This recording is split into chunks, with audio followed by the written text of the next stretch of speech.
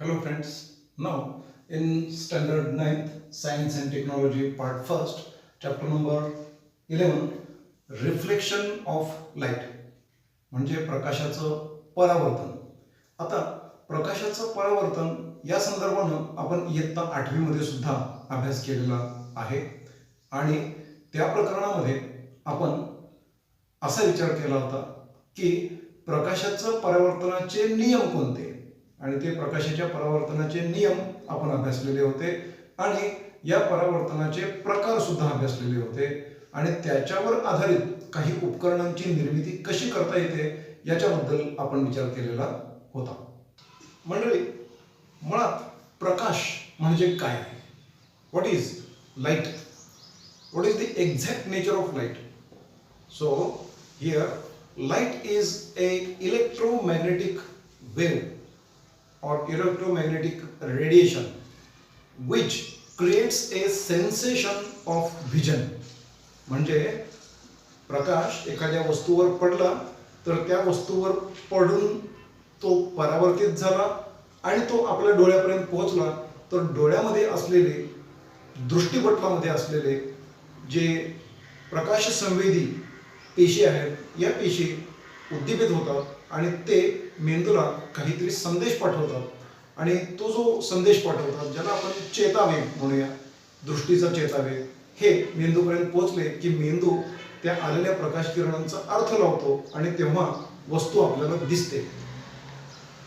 तर आता अशा प्रकारचा हा जो काही प्रकाश आहे हा प्रकाश प्रत्यक्ष प्रकाश किरण अदृश्य आहेत, ते दिसत नाहीत, परंतु एखाद्या वस्तूवर प्रकाश किरण पडले तर ती वस्तू आपल्याला दिसते आणि आपल्या अवतीभोवती पसरलेला जो प्रकाश आपल्याला दिसतो म्हणजे उजेड ज्याला आपण म्हणूया, हा जो दिसतो तो मात्र त्या परिसरामध्ये असलेले वायूचे जे कण असतात, धुळीचे जे कण असतात त्यांच्यावरून त्या प्रकाश किरणांचं विकिरण झालेलं असतं म्हणजे स्कॅटरिंग झालेलं असतं आणि त्यामुळं उजेड पसरलेला आहे असं आपल्याला दिसतं. Actually light rays are not visible but the effect is visible.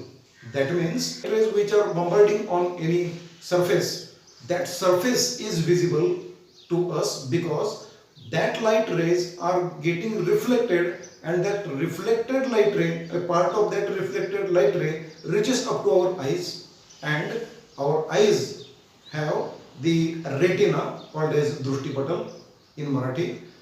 That retina contains light sensitive cells and these cells get excited and they give the stimulus to the brain. That means they send the impulse to the brain. That impulse causes some sort of sensation in the brain and that sensation is interpreted by the brain and then brain analyzes what is or which type of light is coming up to us. This is nothing but the vision. Now the next is reflection of light. Now here a diagram is drawn. In this diagram you can see this surface is shown. This is of the plane mirror and on the surface of this plane mirror there is a point O. At this point a perpendicular is drawn, that is ON is a perpendicular to the surface of the mirror, and if a light ray in the direction AB is coming towards point O, when it gets incident on this point A, it gets reflected in the direction shown by the CD. Now what happens? See, मित्रांनो, या ठिकाणी आपण पहा हा आरशाचा पृष्ठभाग दाखवलेला आहे. ज्या बाजूला या रेषा आखलेल्या आहेत त्या रेषा त्या बाजूची ओपेक पार्श्वभूमी दाखवतो म्हणजे अपारदर्शक बाजू दाखवतो आणि इथं ही परावर्तक पृष्ठभाग या ठिकाणी आपल्याला खालील बाजूला पाहायला मिळतो. तर हा परावर्तक पृष्ठभाग ज्या बाजूला आहे त्या ठिकाणी या O या आपाती बिंदूवर पॉइंट ऑफ इन्सिडन्स म्हणजे आपाती बिंदू म्हणजे या ठिकाणी प्रकाश किरण येऊन आदळणार आहे. इथं हा आपाती किरण येतो म्हणजे इन्सिडेंट लाईट रे येतो in the direction shown by A B. असा तो आपाती झाल्यानंतर तो या बिंदू ओ पासून परावर्तित होतो. रिफ्लेक्टेड लाईट रे चाललेला आहे in the direction shown by C D. नाव आणि या ठिकाणी बिंदू ओ पासून जो या पृष्ठभागाला लंब आहे तो लंब म्हणजे ओ एन, म्हणजे त्याला मराठीमध्ये आपण स्तंभिका म्हणतो. तर मग आता या ठिकाणी काय घडतं ते आपण पाहू. या ठिकाणी आपाती किरणानं तयार केलेला जो कोन आहे आय, म्हणजेच त्याला इंग्लिशमध्ये आपण अँगल ऑफ इन्सिडन्स असं म्हणूया. त्यानंतर तो परावर्तित झाल्यानंतर त्यानं स्तंभिकेशी केलेला जो कोन असेल या कोनाला आपण अँगल आर म्हणजे अँगल ऑफ रिफ्लेक्शन म्हणजे परावर्तन कोन असं म्हणतो. अशा पद्धतीचे हे जर कोन असतील तर laws of reflection of light will be number 1, the incident light ray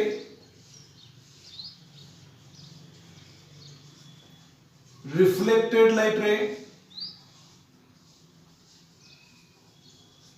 are on the opposite sides of the normal. हे दोन्हीही म्हणजे आपाती किरण आणि परावर्तित किरण हे स्तंभिकेच्या विरुद्ध बाजूला असतील. हा नियम क्रमांक 1. त्यानंतर पुढे आहे दुसरा मुद्दा किंवा दुसरा नियम, measure angle i is equal to measure angle r. म्हणजे काय, आपाती किरणानं स्तंभिकेशी केलेला कोन म्हणजे आपातन कोन हा, आणि परावर्तित कोन म्हणजे परावर्तित किरणानं स्तंभिकेशी केलेला कोन रिफ्लेक्टेड लाईट रे जो काही असेल त्याच्यामुळे तयार झालेला अँगल ऑफ रिफ्लेक्शन, ह्या दोन्हींची माप समान असणार आहेत. हा दुसरा नियम झाला.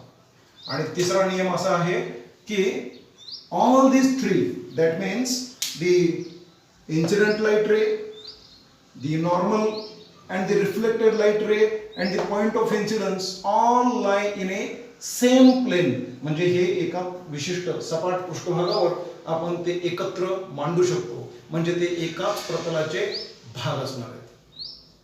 अशा पद्धतीनं प्रकाश किरणांच्या परावर्तनाचे नियम या ठिकाणी आपल्याला लक्षात येतील. आता याच नियमांच्या आधारे आपण टाइप्स ऑफ रिफ्लेक्शन यापूर्वी अभ्यासलेले आहेत इयत्ता 8वी मध्ये, आणि त्यातील एक आहे regular reflection and irregular reflection. What is the regular reflection? Suppose light rays are coming parallelly on a plane surface, plane and smooth surface, then they get reflected in a specific direction. That means they will go parallelly with each others. This type of reflection is known as regular reflection. And suppose the surface is rough one, irregular one, then the reflected light rays will not follow the same path, or they will not be going parallel to each others. They will get scattered. Such type of reflection is known as irregular reflection. आता ज्याप्रमाणे आपण lodge of reflection of लाईटचा अभ्यास केला, त्याचबरोबर regular reflection, irregular reflection यांच्या प्रकारांचा विचार केला.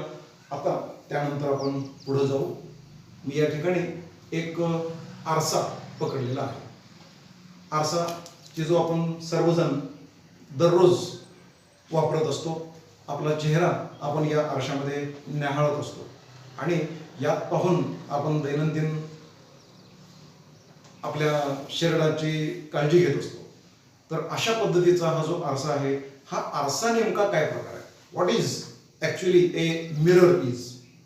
Mirror is a plane reflective surface, and this plane reflective surface is produced like this. A glass sheet is taken.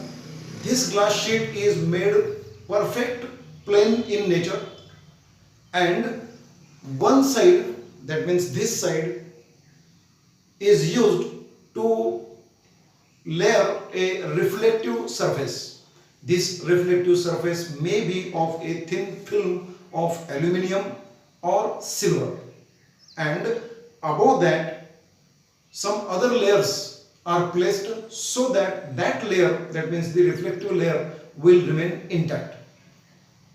Generally, lead oxide is applied on this surface to make this surface opaque, म्हणजे अपारदर्शक करण्यासाठी या ठिकाणी आपण त्याला लेप देतो. त्याचबरोबर वातावरणातल्या घटकांचा त्या आपण दिलेल्या सिल्वर किंवा ॲल्युमिनियम लेअर जो असतो त्याच्यावर वाईट परिणाम होऊ नये, त्याच्यावर काही कोरोसिव्ह ॲक्शन होऊ नये म्हणून या बाजूला आपल्याला लेअरिंग करावं लागतं, त्याचं प्रोटेक्शन करावं लागतं. सध्या माझ्या हातामध्ये असलेला हा जो आरसा आहे, हा आरसा ॲक्रिलिक मिरर आहे. दिस इज नॉट ए ग्लास, हा ॲक्रिलिक मिरर आहे. आणि हा जो ॲक्रिलिक मिरर आहे अतिशय हलका आहे. त्याच्या मागच्या बाजूला इथं हे ओपेक सरफेस तयार केलेला आहे. दिस इज दी मिरर. आता आपण एखाद्या प्लेन मिरर पासून एखाद्या वस्तूची प्रतिमा कशी मिळते ते पाहूया. मित्रांनो, या ठिकाणी ऑब्जेक्ट ओ दाखवलेला आहे आणि या बाजूला त्याची इमेज म्हणजे त्याची प्रतिमा या बाजूला मिळते असं आपण पाहतो. आणि आपण त्याचा अभ्यास असा केलेला आहे की आरशाच्या पृष्ठभागापासून जितक्या अंतरावर वस्तू असते तितक्याच अंतरावर आरशाच्या मागे त्याची प्रतिमा, वस्तूची प्रतिमा उमटते, हे आपण पाहिलेलं आहे. ओके, हे प्रत्यक्ष नेमकं घडतं कसं ते आता आपण पाहूया. समजा ही वस्तू आहे आणि ही वस्तू त्याची प्रतिमा आरशामध्ये उमटते, हे आपल्याला दिसतं कसं ते आता आपण पाहूया. तर या बाजूला जर कोणी ऑब्झर्वर असेल, हा निरीक्षक असेल, तर या निरीक्षकाचा डोळा या ठिकाणी दाखवलेला आहे. तर याला या ओ ची प्रतिमा इथं कशी पाहायला मिळते ते आपण पाहूया. मित्रांनो, लक्षात घ्या, या बिंदू ओ पासून या आरशाच्या पृष्ठभागावर असंख्य इन्सिडेंट लाईट रेज जात असतात. या पद्धतीनं असंख्य जात असतात, बरेच जात असतात अशा पद्धतीने. त्यात आणखी वेगवेगळ्या ठिकाणाहून जाणारे आणखी भरपूर आहेत, म्हणजे मी काही मोजके 3च काढलेले, तर इथं भरपूर जात असतात. आता नेमकं काय घडतं इकडं आपण थोडंसं हे व्यवस्थितपणानं आपल्याला दाखवता यावं या उद्देशानं मी प्रतिमा आणि डोळ्याची रेषा याकडे येणारे, प्रतिमेपासून येणारे जे प्रकाश किरण आहेत त्यांची रेखाकृती थोडीशी मी आधी या ठिकाणी काढून घेतो आणि मग आता काय घडतं ते आपण पाहूया.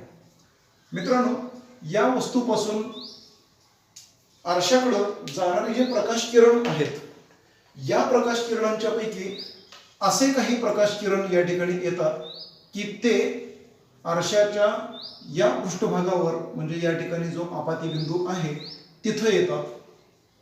तिथं जो नॉर्मल असेल, तिथं जी स्तंभिका असेल, त्या स्तंभिकेशी जितका कोन केला, अँगल आय केला, तितकाच अँगल आर करून त्याचं परावर्तन होतं आणि ते आपल्या डोळ्यापर्यंत येऊन पोहोचतं. अगदी त्याच पद्धतीनं दुसरा आपातित किरण जो आलेला आहे, इन्सिडेंट लाईट रे आलेला आहे, त्यांनी जितका अँगल केला तितकाच अँगल करून हे प्रकाश किरण आपल्या डोळ्यापर्यंत येऊन पोहोचणार आहेत. अशा पद्धतीनं ते आले तर मग आपल्याला असं दिसतं की हे येणारे प्रकाश किरण हे इकडून आलेत हे नाही आपल्याला कळत, परंतु हे प्रकाश किरण आरशाच्या मागून एका बिंदूतून आले असावेत असं आपल्याला भासतं, म्हणजे असं दिसतं. आणि म्हणून हे जर आपण थोडेसे प्रकाश किरण मागं एक्सटेंड केले डॉट लाईननी तर आपल्याला काय लक्षात येतं पहा.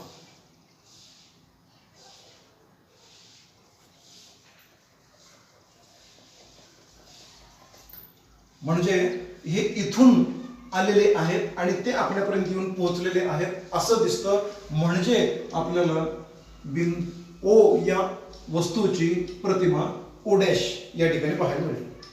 Object is placed at this point O.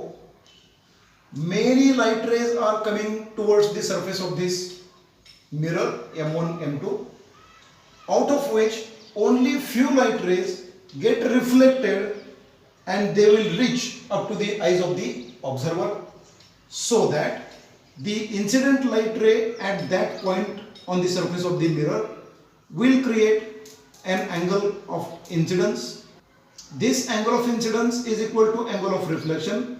Such reflected light ray will reach up to the eyes of the observer. Again, the second will also follow the same law and it will reach again the observer, and therefore the observer has a virtual image, so that these light rays are coming diverging to each other towards the observer. But when these light rays are projected in backward direction, they will meet at a certain point, and at that point the image is formed. म्हणजे अशा पद्धतीनं एक virtual image आपल्याला या ठिकाणी या वस्तूची पाहायला मिळते की आरशापासून जितक्या अंतरावर वस्तू आहे तितक्याच अंतरावर आरशाच्या मागं त्या वस्तूची प्रतिमा उमटलेली आपल्याला पाहायला मिळते. That means these light rays doesn't converge at any point, but they appear to be coming from a certain point, and that point is known as the image of the original object. Here the distance of the object from the surface of the mirror is a perpendicular distance, is equal to the perpendicular distance from the surface up to the image. Okay मित्रांनो, या ठिकाणी आता आपण थोडंसं पुढे जाऊया. इथं लिहिलेला जो शब्द आहे ॲम्ब्युलन्स हा उलटा लिहिलेला आहे, म्हणजे मिरर इमेज लिहिलेली आहे. आता ही मिरर इमेज खरोखर आपण या आरशामध्ये धरल्यानंतर आपल्याला काय दिसतं थोडंसं पहा. ॲम्ब्युलन्स हा सरळ झाला. आता अशा पद्धतीनं ही बाजूंची उलटापालट का होते याचा आपण अभ्यास करूया. नमस्कार मित्रांनो, आता आपण पाहूया की एखाद्या वस्तूची आरशातील प्रतिमा ही त्याची मिरर इमेज तयार होत असताना त्यांची बाजूंची अदलाबदल कशी होते, त्याला आपण लॅटरल इन्व्हर्जन असं म्हणतो.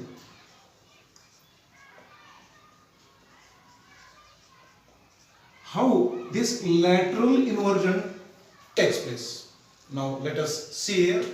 The rule is, suppose one object is there, its image is produced at this place. That means the distance between this object and the surface of the mirror is equal to distance between the image and surface of the mirror. Likewise, here also one point is there.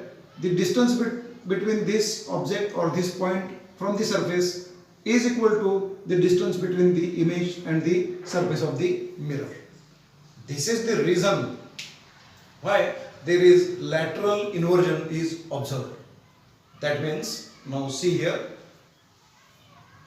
if any person is in front of this mirror, this is the right side of the object and this is the left side of the object, and this person is seeing the image, then the image in turn is produced like this. The image of this left hand is produced exactly at the same distance from the surface of the mirror, and image of this right side is formed on the in front of that object.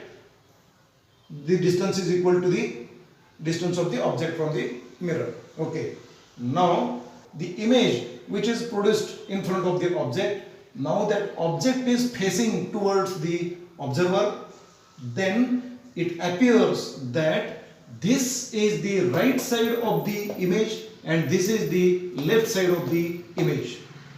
Therefore we can experience the lateral inversion, and this technique is used to write down the name of the ambulance vehicle, just like this.